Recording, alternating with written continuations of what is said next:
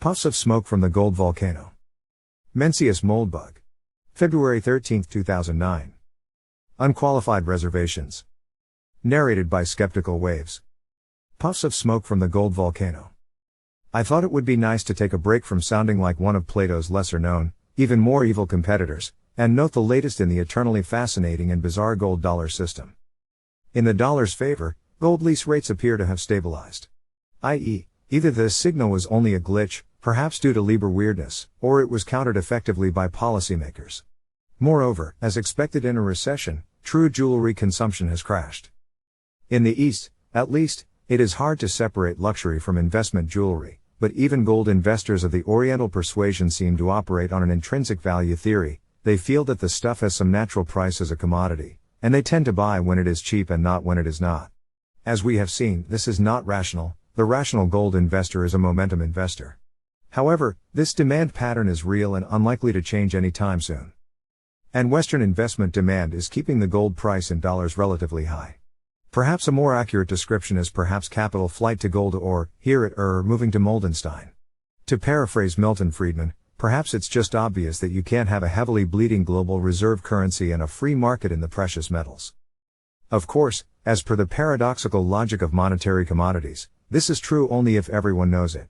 Perhaps you are familiar with the paradox, familiar to every CTY veteran, of the Blue-Eyed Islanders. As we enter 2009, there is a simple, mechanical trigger analogous to the stranger's arrival. Any dumb, statistical screen for financial assets that outperformed in 2006, 2007 and 2008 will put gold somewhere near the top of the page. Moreover, it is obvious that the market for monetary gold is anything but saturated. Even most rich people still have none. So, while it appears to me from my cursory perusal of the mainstream press, that more people are beginning to understand gold, readers should bear in mind that, A, this too might be a glitch.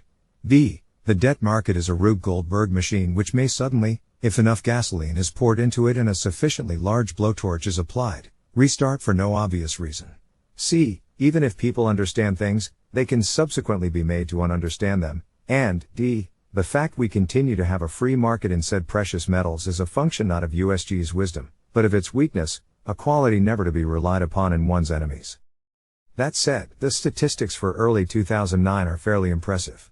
Gold flow into the SPDR Trust alone, for example, is at almost 200 tons for the last month. I.e., $6 billion. I.e., roughly equal to planetary gold production. On February 11th and 12th, the flows were 40 and 35 tons, $1 billion a day. This is almost real money. Briefly, gold flows into the trust when, if gold did not flow into the trust, the price of SPDR gold would exceed the futures market price. Furthermore, while God only knows what they are backed with, precious metals bank accounts are reportedly proliferating in Russia. This trend is not sustainable at its present level. It must either accelerate, or terminate. In retrospect, it will look like either a real signal, or a real glitch. If the latter, the gold price carries a heavier monetary premium than at any time since 1980, at least. It has more monetary support and less support from the traditional market, i.e., Hindu brides, and it will collapse more sharply. Gold can flow out of monetary caches, as well as in. Just so you know.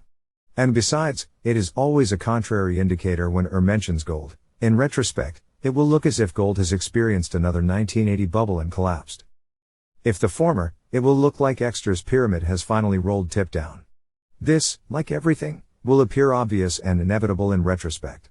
There is probably no one at the New York Fed who remembers John Exeter, but I'm sure his collected memos remain in the files. I would not be surprised to see some political changes accompany any such monetary earthquake.